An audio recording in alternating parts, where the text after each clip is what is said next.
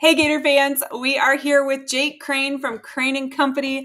This is my favorite person to argue with on Saturday morning about college football. But Jake, I wanted to have you on. We've talked a lot the last couple of weeks kind of about the train wreck that's going on at UF, but I think you have such an interesting perspective because you coached football as well. So I want to talk a little bit about what went wrong. Like Napier started out recruiting really well. He does a decent job recruiting high school. He out recruits his record, right?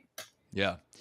Well, Allie, I think one, Florida kind of recruits itself too, right? There's some schools that you don't have to, go in there and convince Mark Cuban and like two other billionaires that you have a good idea. I mean, you walk in the high school with a Florida brand on, they're going to know who that is. And that's, why they're one of the golden egg locations. Not to say that Billy isn't a good recruiter. Obviously, you got to be able to sit down and talk with people because regardless of it's Florida or Georgia, you are asking parents or grandmothers or aunts and uncles or whatever for their most prized possession, their child. And that trust level, even with NIL and all the kind of, new wave things that are going on in recruiting, that's still what it comes down to. So you got to win the living room, but it helps not only get you in the door, but keep you there until the end when you're at a place like Florida. So yeah, I'm not shocked that anybody would recruit well at Florida, just like I'm not shocked that Brian Kelly's recruiting well at LSU. I mean, he isn't exactly,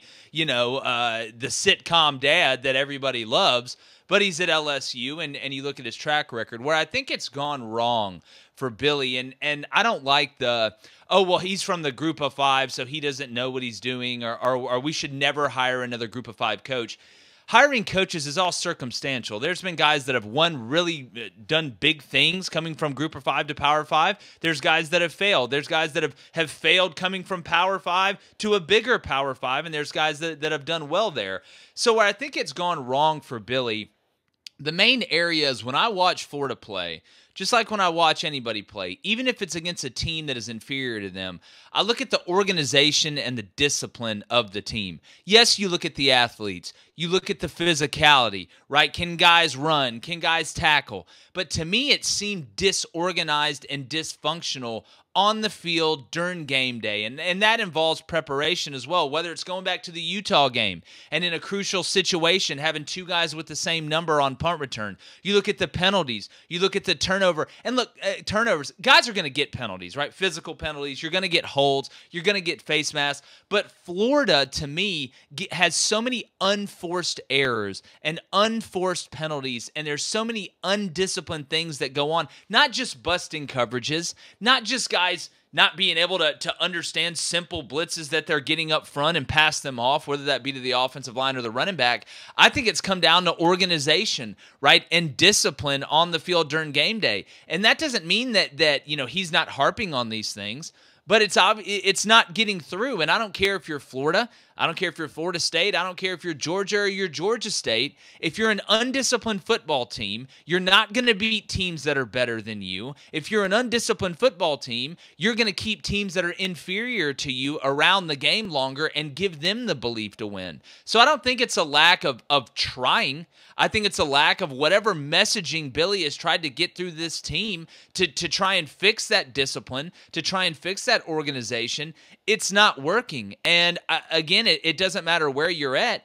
This is why football is the ultimate team sport. It's 11 guys moving as one organism, understanding how the game needs to be played and the IQ level that you have to play at to have success.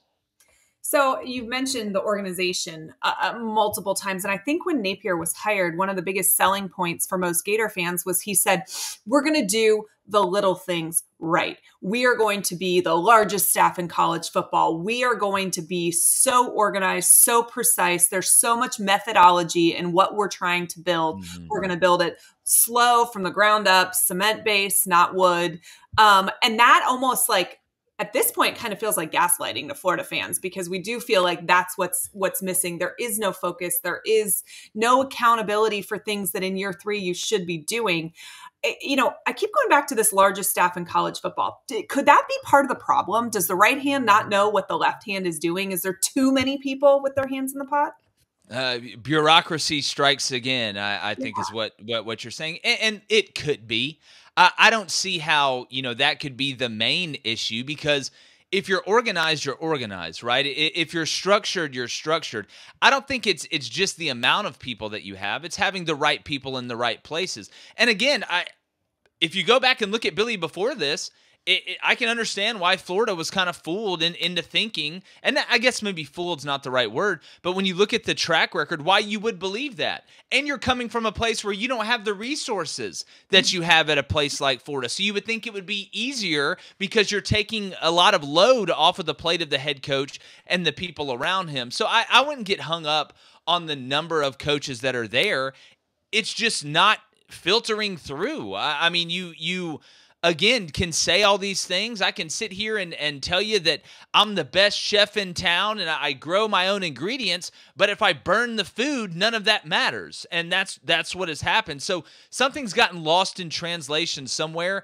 Is that there's too much power that's been divvied out to too many people? Is there headbutting going on within the organization of people trying to work their way up? We see this in government all the time, that creates all this red tape where it makes it impossible really to move forward or to have one message. So it could be multiple things, Allie. I'm not in that building, so I can't see exactly how it's going. But when you look at the product, that men lie, women lie, the tape don't lie. And it hasn't found its way. It hasn't permeated from what Billy said at the beginning, regardless if he's building the house out of cement, wood, clay, or silicone. It doesn't matter. Whatever he's doing, it is not working when it has to work the most, and that is on game day, because you are judged by wins and losses, not just telling people how good it's going to be and how many guys we have working there. It's obviously just hasn't filtered through. You mentioned at the beginning about hiring a group of 5 coach and how, everything's circumstantial, whether it works or it doesn't work. But he did bring about 90% of his staff, it feels like, from Louisiana to Gainesville. And in hindsight, is it likely that an entire SEC-worthy staff just happened to be working down there in Louisiana when they were all worthy of SEC jobs? Or should that have maybe been a red flag to us? Well, again, you go back to the old adage, if it ain't broke, don't fix it, right? If it's working, if you guys work well together, and the schematics are one thing, but when you're on a coaching staff, especially at the Division I level, I mean, when I was at South Alabama, the years where we had great camaraderie on the staff, we did better. So it's not just about, hey, is this guy the best running backs coach in the United States? Could we go get a guy with a better resume to come be at Florida? Yeah, you probably could, but is that guy going to fit in? It's just like a locker room. Is that guy going to fit in well to what we do? He doesn't know the way I go about things. He doesn't know the way that we prepare and the blueprint for how we want to structure practice and official visits and being able to sit down after practice or whenever and have a beer and talk about what's going on and just walking around the office, going in the tight ends coach room and sitting down and picking his brain about certain things. There's so many other things that go on behind the scenes outside of just, well, we need to get in 11 personnel more and we need to get in 12 personnel and run more gap scheme runs. So I can understand why you would take your staff that you're comfortable with, that you've been successful with, to your next step. But again, whatever happened in between that time when they got to Florida, what they did at ULL, which is what I still call it, and I'll always call it that, sorry, not sorry, it did not flow through to the Florida staff and be able to work the way that it did. Maybe it is because it got too big, right? Maybe the pressure got to be too much. Maybe, just like in any relationship or friendship with people in the neighborhood or whatever, sometimes things fall through, and you really find out when your staff starts going through negativity, right? When you look at him at ULL, there wasn't a ton of adversity they were facing because they were winning. Well, now you step up to the big leagues, really, and it's not going good, so you're having to deal with something maybe you didn't deal with at ULL before. And I wouldn't go back and say, well, him bringing his staff he had success with was the main problem. The buck stops with Billy, right? At the end of the day, he's the one who decides what players come in, what coaches come in, and he didn't get the mix right in this instance. And I talked about this on Crain and Company the other day. I don't think it's as much about whether the coach is from the Group of Five or the Power Five or the CFL or Bundesliga or whatever. Obviously, you got to know scheme. Florida's not going to hire a guy that doesn't know scheme. I think there's a certain type of coach that has success at Florida, though. Florida needs a guy that is unbelievably confident, borderline arrogant. When has Florida, at least in my lifetime, when has Florida been good?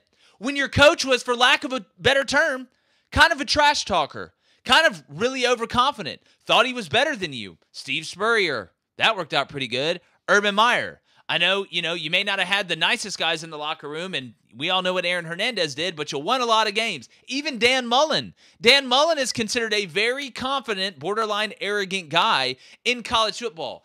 I mean, Allie, it's Florida, right? It's the Sunshine State, man. Like, me growing up, Florida struck fear into people. It wasn't, are we going to beat you? It's, how bad are we going to embarrass you? I remember watching Rex Grossman and all those guys laugh people out of the stadium. I remember watching Florida with Tebow and even with Chris Leak and some of these other guys destroy people.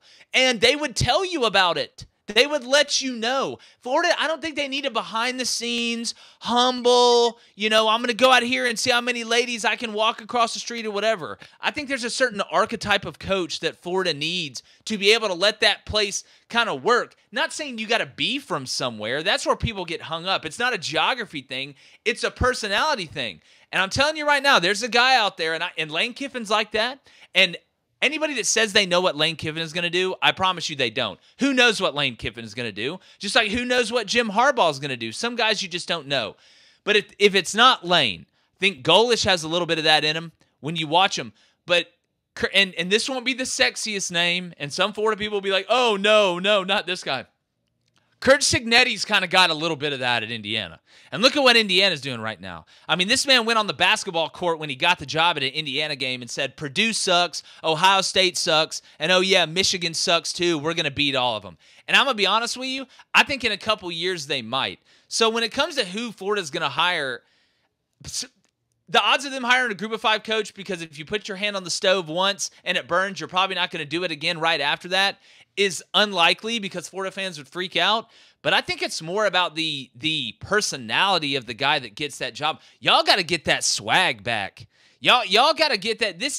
Florida's where a lot of old people go to hang out by the beach, but it's also a place that is absolutely jumping with young people, and young people want that arrogance a little bit about them. I mean, we see this everywhere. We see it in politics. You see it in sports. So I don't know, but Allie, I think y'all need to go get somebody that isn't afraid to let you know what's about to happen and then do it.